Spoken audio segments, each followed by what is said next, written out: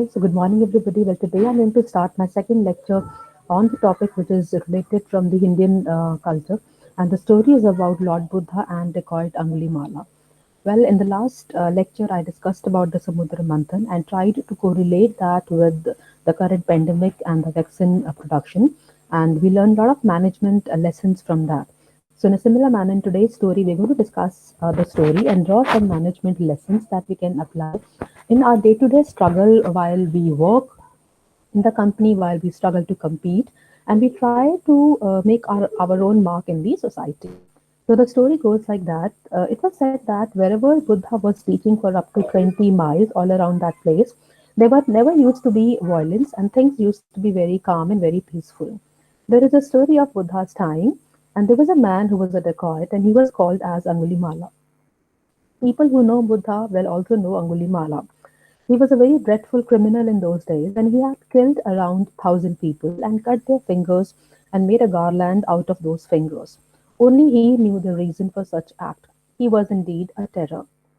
People were scared of him. He would just butcher people and cut their fingers since he wanted to have a garland.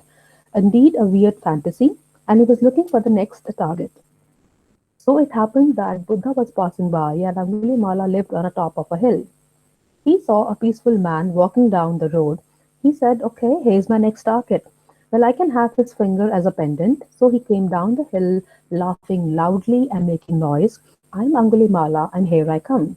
And Lord Buddha was unshaken. He stood there smiling. Angulimala tried to chase him, asking, "Are you not afraid of me? You know I am Angulimala. People are terrified of me just by hearing my name."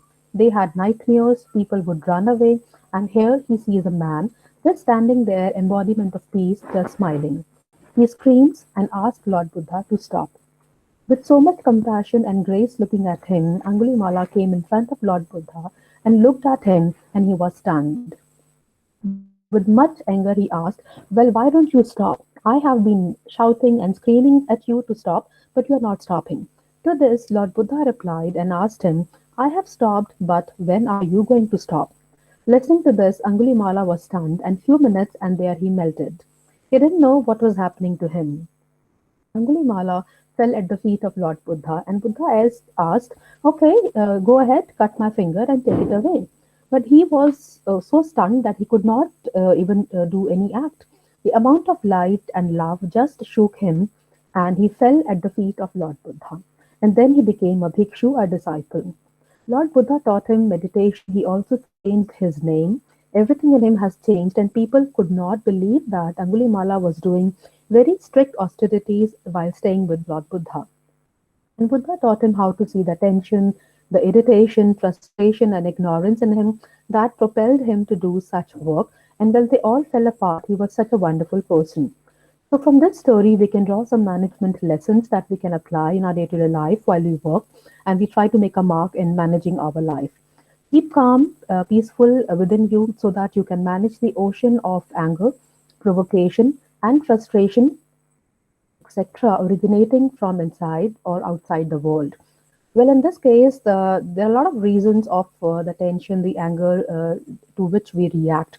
So we have to basically, keep calm and be peaceful inside, and then try to, not let those external or internal variables affect our personality or affect our mind.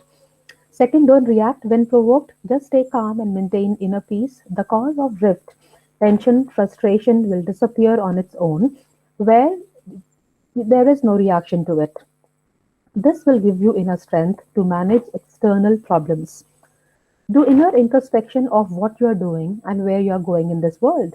The answers of such self introspection will provide you the light and direction to go ahead and choose the right choices.